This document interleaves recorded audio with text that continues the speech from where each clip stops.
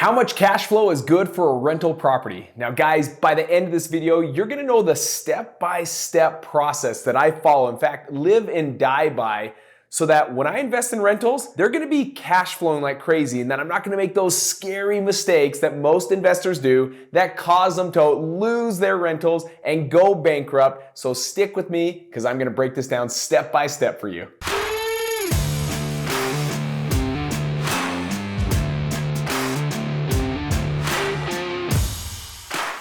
Now, not only am I gonna share these rules with you so that you understand this step by step, but I'm gonna break down with you real time through like a mortgage calculator. I'll use my computer, we'll break down real time with a mortgage calculator how to start looking at some of these rules so that as you start to look at homes, you can understand quickly if this is a deal, something you should be keeping as a rental, or one that you should be passing because it may not be the best choice you make. So let's break down these 4 rules for you that if you follow it, it's gonna help you make the correct choice. Again, guys, there's so many individuals that do get into rentals and then they quickly get out of it. And they're like, oh man, it just didn't work out. It's not for me. I can promise you, if you know and you follow these 4 rules, you will be able to make a great choice. You'll get to understand when to buy these rentals. So let's go through these right now. Rule number 1, it's thou shalt not invest in 2-bedroom rentals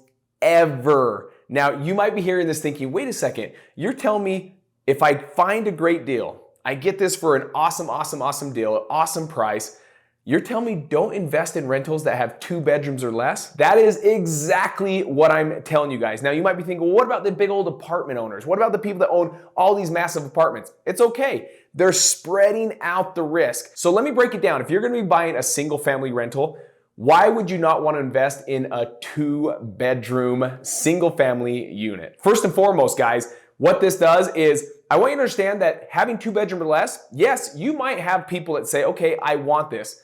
But here's the issue. It's not a place where a family can grow and stay there for a long time. So typically, now this is statistically nationwide. It's not just in any one state, but nationwide. 2 bedrooms or less also happen to have the highest turnover rate. Now, what do I mean by turnover rate? Vacancy, time without people being in the property. Because you may have an individual, like a couple, maybe it's a husband and wife, having 2 bedrooms, that's sufficient for me. I don't need any more than this. So they sign a lease and they go throughout and then life hits. They have a baby.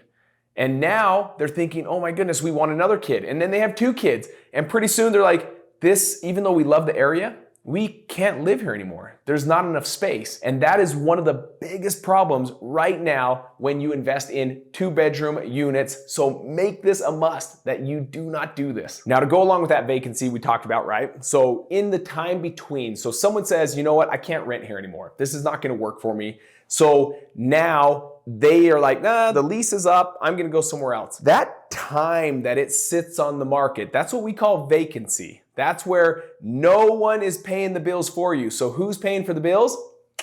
You, that's right.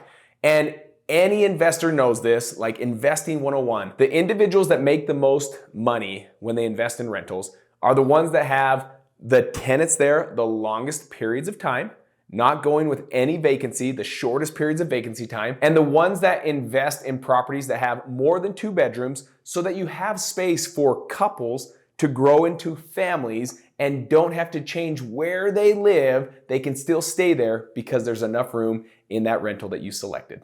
Rule number 2, thou shalt know the market that you are going to be purchasing a rental in. Now, why is this so important? Too many times I hear investors get into the game and they're like, well, so-and-so is investing over here, and so I figured I should do it. Or they just simply get on YouTube, or they simply listen to someone on Facebook saying, oh my goodness, this is such a great place to invest. And they're not really sharing the know-how. They're just saying, I'm killing it here. I have like 50 rentals here. And so instantly we're thinking, man, if someone's willing to buy 50 homes here, let's look into this. So what specifically are the things that you need to be looking for so that when you're in a market, you're like, hey, I want to buy a rental here.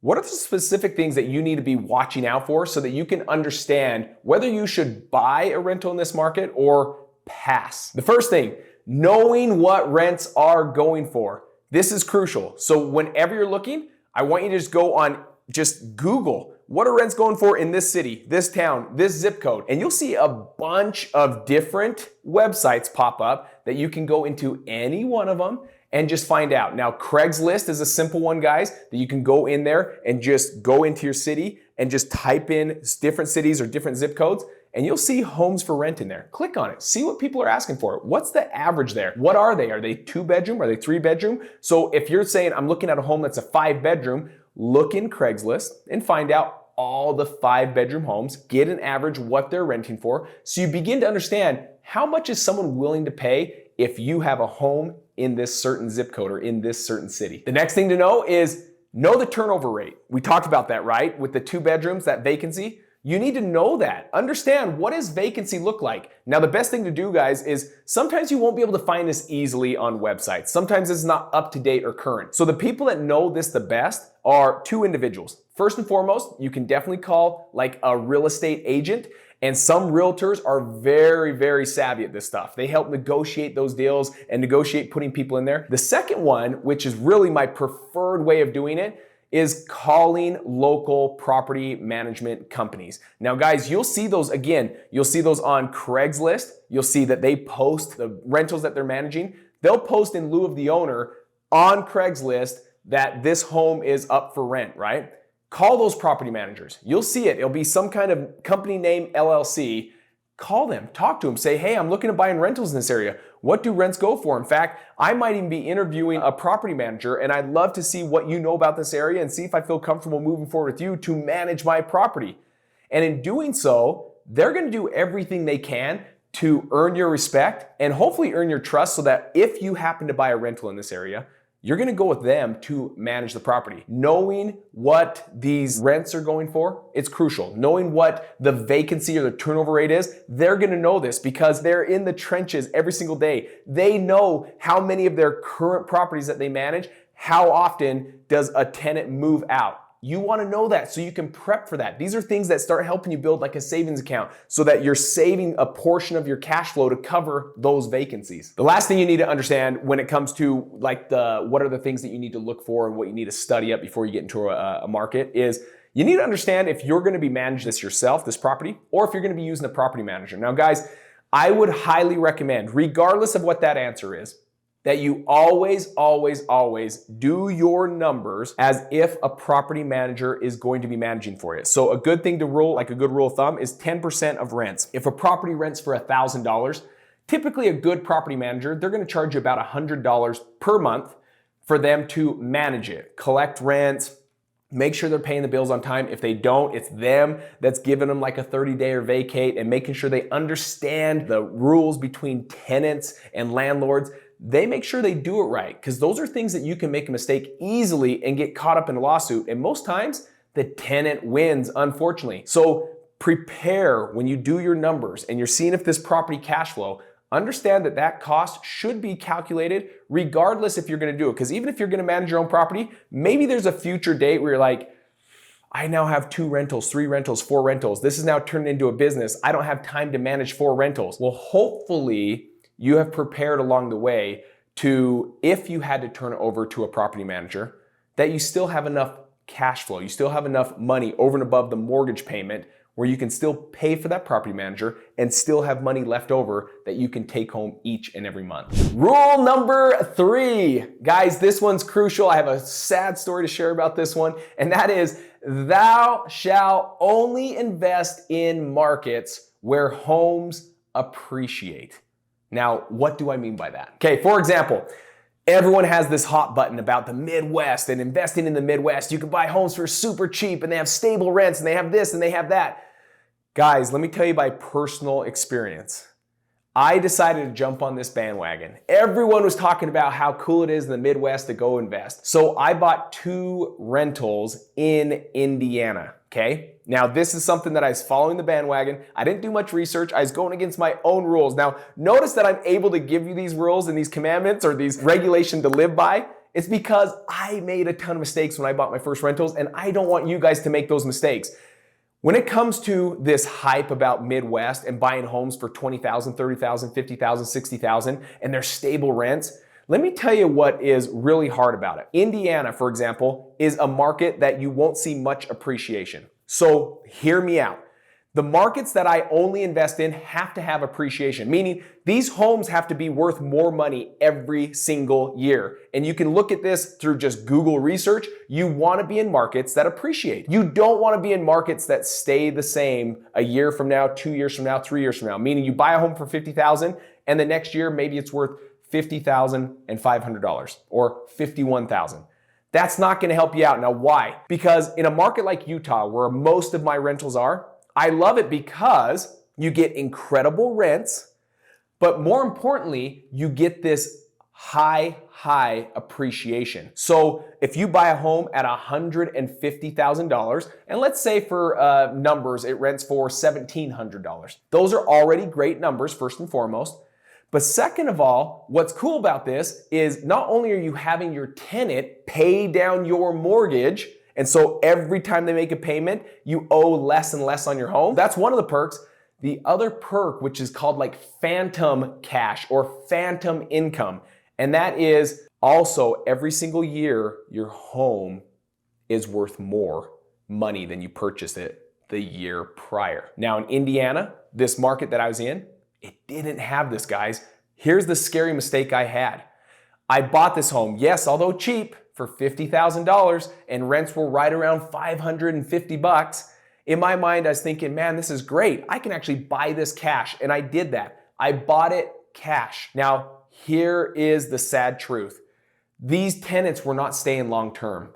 In fact, some of them broke their lease mid-lease. So I do 12-month leases, and those that would go through the 12 months, great. But at the end of 12 months, they ended up not wanting to renew. They go to another place. This is just how it is. It's just a high vacancy, high turnover state when it came to rentals. And that was my experience. Now, what's the bad behind that? The bad behind this is this, guys, is here I am getting $550 a month. So let's times that by 12. Let's see, it's about 5,000. Let's call it like 6 or 7,000, okay? I don't have a calculator on me and I don't want to do the math, but let's say it's 7,000 bucks, okay? Here we have $7,000 every single year, and you might be thinking, man, that's a great return. You pay 50 grand and at the end of the year, you have 7 grand. Well, guys, I own these free and clear, so there was no mortgage. So in your mind, you're thinking, man, this is awesome. The issue is, guys, it's easy for a tenant in 12 months to also cause $5,000 to $7,000 worth of damage to your property. So this whole time that I thought I was making great cash flow and things were going great and they're looking good, the reality was I wasn't making much money at all. Because when they would move out, I'd have to take all that money and put all new carpets, new paint. Sometimes they'd damage like doors and walls and cabinets, and it would end up costing me darn near all the money I brought in for the whole entire month. Now, worst case scenario, remember we're talking about the rule, only invest in markets where it only appreciates, where homes are worth more value than the year before. The other sad truth was, not only did I make not much money on these homes, the home was also worth the same the following year. That, my friend, is a double whammy. You're making no money. You're spending 50 grand. In that scenario, I would much rather just leave my money in the bank. At least I'm making a little bit of money because I didn't make much investing in the Midwest, investing in a state that didn't have appreciation. All right, guys, here's a pro tip. If you're a subscriber to my channel, in fact, if you're not, I want you to hit that subscribe button right now. I want you to hit that bell as well so it alerts you when I put out fresh new content. But what you'll understand is when I buy my rentals, guys, I buy them at 40, 50 cents on the dollar. I never, ever, in fact, I will add this to that commandment of buying rentals. This is another commandment, and that is never pay full price for rentals. Never pay top dollar, never pay market value for rentals. Because I use this unique strategy called wholesaling. Again, if you subscribe to this channel, you'll know that I talk heavily about a strategy called wholesaling, where I find off-market properties for 40, 50, 60 cents on the dollar. And now I'm at the point where I've been doing this for quite a few years now. I do anywhere between 10 to 15 deals every single month. And because of that, I'm able to cherry pick my best deals and keep them for long-term rentals. But again, guys, I never pay top dollar, nor should you. All right, guys, rule number 4, that is thou shalt live and die by the criteria. Now, what the heck do I mean by criteria? What do I mean by that? Let me share with you first and foremost what my first one is to understand, is this the beginning of a good deal or is this one that I can pass on? One of the criteria that I live and die by is the 1% rule, meaning if I'm into the rental total money after rehab, everything, if I'm into it, $150,000. It needs to rent for 1% of that total all-in investment, meaning I need to have it rent for a minimum of $1,500. If it rents for $1,400, it already breaks the 1% rule, and it is something that I have to pass on. This is something you have to have hard, set guideline and criteria and live and die by it. Don't fudge numbers. Don't make things work. They either do or they don't. And if they don't, move on. Let me show you what my next criteria is. The next criteria for me is they have to have minimum 4 bedrooms and 2 bathrooms. Now, for some states, that may not be a recommendation, that may not be a requirement, but I live in Utah. A lot of families with a lot of kids. That's just something that's just typical of this state. And so again, going back to the beginning rule, right? Understanding that we never invest in 2 bedrooms or less. Why? Because it has that turnover. So what I'm trying to do by having a 4-2 is having 4 beds, 2 bathrooms is I want to extend how long people stay in my rentals. I don't just want them there 1 year. I want them there 5 years, 10 years, 15 years. In fact, I have rentals now that I've had for now 5 years, and I've had a few of them, they're the same tenants the whole entire time. But it's because I'm very strict on my guidelines. Had they been 2 bedroom, 1 bathroom, every one of these would have turnovers every single year because families expand super quick here in Utah. So I wanna make sure they're 4 beds, 2 baths, that's another criteria. So I do not fudge numbers, guys. If it's 3 beds, 3 baths, I don't like, ooh, I think this could work. Nope, it doesn't pass. And so I will literally take it off my list and not even look at it. The next one is only invest where there's stable jobs. Now you want to look at diversity, like diversifying how many jobs are out there, for example. You don't want to just invest in cities. There's a city here, for example, that the biggest thing is it's just oil mines. There's nothing else. I would never want to invest, no matter how great the deal is, even if it's a 1% rule, even if it's a 4 bedroom, 2 bathroom, I would still never do it because of this one other piece of criteria. And that is like diversifying how many jobs are out there. I want to make sure that there's a ton of options. I don't want just oil mines. And if oil mines get shut down, which they have gone up and down with each and every president that we have in the United States. And because of that, you see these cities die off and then open up again, then die off. I do not want that. I want stable government jobs. I want stable like education jobs, teachers. I want stable tech jobs, guys. Guys, tech is really the future. So whenever you see tech companies investing in states and bringing their company to certain states, certain cities, that is a huge like ear opener for me where I'm like, ooh, that's good news. That brings stability. Tech brings stable jobs because that's the way of the future. Everything runs off technology. The last piece of criteria that I never ever break is this has to be something where it's not a whole neighborhood of rentals. I don't want that. I want this to be a rental amongst families that are living there because it's their primary home, they're not renting it. If you see like neighborhoods where you go through the neighborhood and you're like, man, this whole thing is just trashed, it's just ran down, there's a good chance that every one of those homes or a majority of those homes are rentals. Here's the sad truth. Most tenants won't treat properties like you would treat them, like because you're the owner. You're gonna love that thing. You're gonna make sure you take care of that. They won't treat it like you will. Here's your only hedge against that. And that's get into neighborhoods that have families that are living in those homes because it's their primary home, that have stable jobs.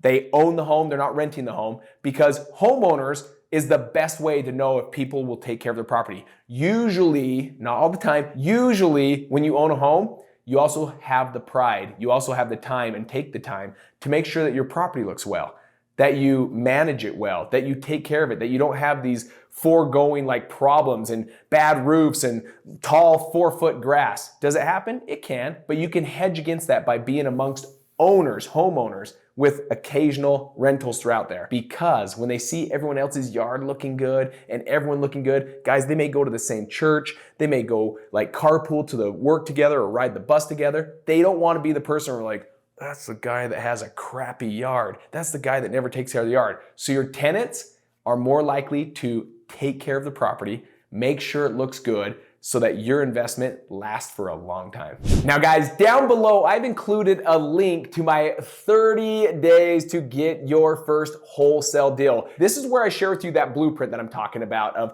how I'm able to find 10 to 15 deals every single month so I can just simply cherry pick my best deals and keep them for long-term rentals. All you gotta do is click the link in the description down below and I will see each one of you guys in that training.